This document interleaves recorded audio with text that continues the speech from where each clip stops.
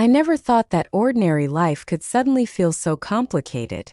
My name is Anna, I'm 19, and for the last 3 years I've lived in the same house with my mom and her husband, my stepfather Daniel. When Mom remarried, I told myself everything would be fine. Daniel seemed calm, responsible, even distant at times. The kind of man who fixed things around the house, read the newspaper in the evenings, and didn't like unnecessary drama. I thought we would just coexist. He had his world, I had mine, and Mom was the bridge between us. For a while that was true. But over the last months something began to change. Not in words, not in actions, but in the small pauses that suddenly meant more than they should. Mornings became strange first. I usually got up earlier than Mom, because she often stayed up late preparing lessons for her students. She's a teacher. Daniel, on the other hand, was always up at dawn. We'd meet in the kitchen, still half asleep, surrounded by the quiet hum of the fridge and the ticking of the old clock. He would make coffee, I would put on the kettle for tea. Nothing unusual. Yet the silence between us was too heavy. His good morning sounded too thoughtful, like the words carried weight he wasn't saying out loud. And sometimes when our eyes met, I found myself looking away too quickly because it felt wrong. It wasn't that he did anything inappropriate. He never crossed a line. But there was something in the way he lingered, the way his glance seemed to hold mine longer than necessary. Something unspoken, almost invisible, but real enough to unsettle me. Evenings were worse. Mom often had school meetings or grading work, and I would end up alone with him. Sometimes we cooked together, sometimes just passed each other in the hallway. But those moments grew sharper in my memory than they should have been. I caught myself noticing the sound of his footsteps, the way he moved around the kitchen, or the calmness in his voice when he spoke to me. It was confusing. He wasn't cruel, he wasn't even particularly close. But the silence between us seemed to carry more than either of us dared to admit. One evening Mom was late again. I sat in the living room with a book, pretending to read. Daniel came in quietly, stopped in the doorway for a few seconds, then stepped inside. I didn't look up right away, but I felt his presence. The air grew heavier, like the walls of the house themselves were holding their breath. "You're quiet tonight," he said, his voice low but steady. I closed the book. "Just tired." My voice sounded normal, but inside my chest, my heart was racing. He studied me for a second, then nodded, sitting down in the armchair across from me. For a while, neither of us spoke. The clock ticked, the pipes creaked, and still the silence grew stronger, as if the whole room was filling with something invisible. Finally, I stood up. I should get to bed. My steps were slow, unconvincing, as if my body itself hesitated. But when I passed him, his hand brushed against mine. Just a fleeting touch, too light to mean anything, too deliberate to mean nothing. I froze for half a second, then forced myself to keep moving. In my room, I leaned against the door and pressed my palm to my chest. My heartbeat was wild, unsteady, and I hated that I couldn't calm it down. Nothing had really happened. Nothing at all. Yet it felt as though everything had changed. That night I couldn't sleep. I lay awake in the dark, listening to every sound in the apartment. At some point I heard footsteps. His footsteps. They came down the hallway and stopped right outside my door. I stopped breathing. Seconds stretched on forever. He didn't knock. He didn't say anything. Just stood there, motionless, separated from me only by a thin wooden door. My chest rose and fell too quickly, and I clutched the blanket like it could protect me. And then he walked away. His steps faded into silence, and the house was still again. But that moment, that pause at my door, echoed inside me louder than anything else. The next morning, Mom was cheerful, as if nothing had happened. She asked me about my classes, reminded Daniel about errands. He acted normal too. But when we sat down for breakfast, our hands brushed again when he passed me the plate. This time his fingers lingered a fraction of a second longer than necessary. Our eyes met, and I knew he felt it too. That day I realized something I didn't want to admit. It wasn't about accidents anymore. It wasn't my imagination. There was something growing between us, silent but undeniable. And the worst part was I didn't know if it was more frightening or inevitable. The days that followed were unbearable in their subtlety. Everything seemed normal on the surface. The laughter at the dinner table, the small talk about school and work, the ordinary arguments over chores. Yet beneath it all, a tension wound tighter with each passing hour. Even the smallest interactions felt charged, as if the air itself had thickened, waiting for a spark. I noticed it first in the mornings. I would pour my tea, glancing at the kettle as if focusing on it could keep my mind from drifting. Daniel would come in, quiet but deliberate, his movements calm, steady. He would say a word or two about the weather, or ask if I needed help with breakfast, and for a brief moment it felt like the house had shrunk around us. The silence between sentences stretched, pressing down on me, a weight that made my chest tight. My thoughts would stumble over themselves, trying to untangle the strange awareness that he was there. Really there, more present than he should have been. It was impossible to ignore the way his eyes lingered when he looked at me, not in a casual glance, but in a way that seemed to see beyond the surface. I kept telling myself I was imagining it, that I was reading too much into ordinary care. But the truth gnawed at the edges of my mind. I caught him sometimes watching me in the kitchen while he thought he was occupied with dishes or coffee, and the brief, almost imperceptible pause he took before turning away told me he knew I had noticed. Evenings were worse. Mom would often be out for work, leaving us alone for hours, and the house would contract into a fragile, almost fragile quiet. I would sit in the living room pretending to read, though I wasn't reading. I was aware of every sound, the soft creak of the floorboards under his weight, the faint hum of the heater, the occasional clink of a spoon in the sink. Then he would appear in the doorway. Sometimes it was a soft, almost accidental entry. Sometimes he would just stand there, silently, and I would sense him before I saw him. The way he positioned himself in the doorway, the slight tilt of his head, the calmness in his stance, it all made my chest tighten. I would try to focus on the book, forcing my eyes down, but my heart would betray me, thumping wildly in my ears. "You're quiet tonight," he would say, voice soft, calm, deliberate. My response would be automatic. "Just tired." The words felt inadequate, meaningless, but he didn't push. He didn't need to. The weight of what wasn't said filled the room, heavier than any sentence could have been. I stood, intending to retreat to my room, to put a distance between us and escape the heat that seemed to radiate from his presence. My steps slowed, though. I felt him move before I turned, a near silent shadow following me down the hallway. When I passed him, his hand brushed against mine, light, fleeting, a touch that could have been accidental, yet felt deliberate. My body tensed, refusing to move until he stepped back, allowing the moment to pass.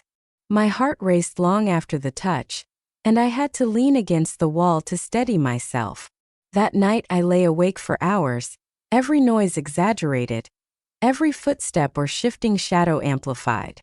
The house seemed to hold its breath, waiting for something neither of us was willing to name. The faint creak of floorboards outside my door sent my pulse racing. He had stopped there again, quiet, still, without knocking or speaking, and I could feel the deliberate pause, the hesitation, the awareness that we were both holding something in check. And then he left. I waited, frozen, until the footsteps faded completely, and even then my body refused to relax. Days passed, each one a repetition of the same fragile tension, punctuated by fleeting touches and lingering looks. At breakfast, our hands brushed while passing dishes, and I felt the deliberate pause in his touch. Our eyes met just for a moment, yet it carried more weight than any words could. I began to realize I was no longer imagining it. The tension was mutual, unspoken but undeniable. I began to notice how carefully I moved through the house, aware of where he might be, how close he would stand, and whether our paths might cross in a way that would make my pulse quicken. Even ordinary routines, pouring tea, setting the table, carrying a plate to the sink, had become exercises in restraint. I could feel his presence like a gravity pulling at me, subtle, insistent, and impossible to ignore. One evening, Mom stayed late at school again, and I found myself in the living room with a book I could not read.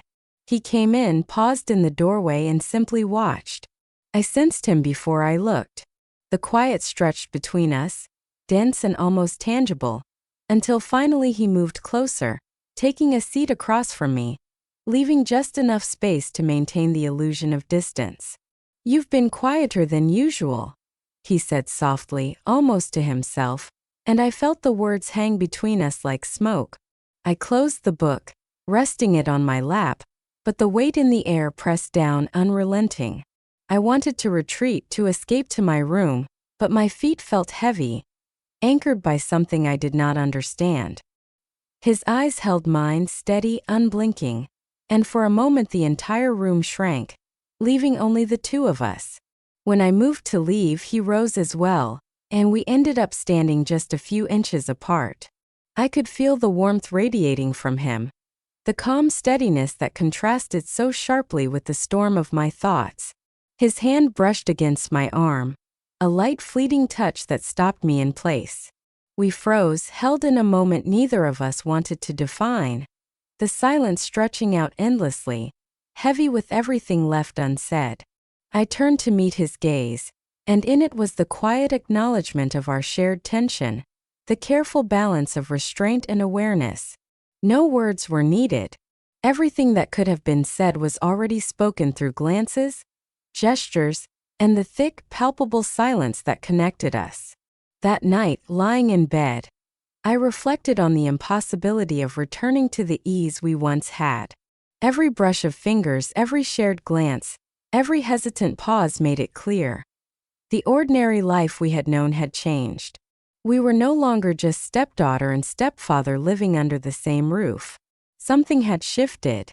A fragile, silent current had begun to run between us, subtle but undeniable, and I realized that for all our careful avoidance, it was only a matter of time before it could no longer be contained.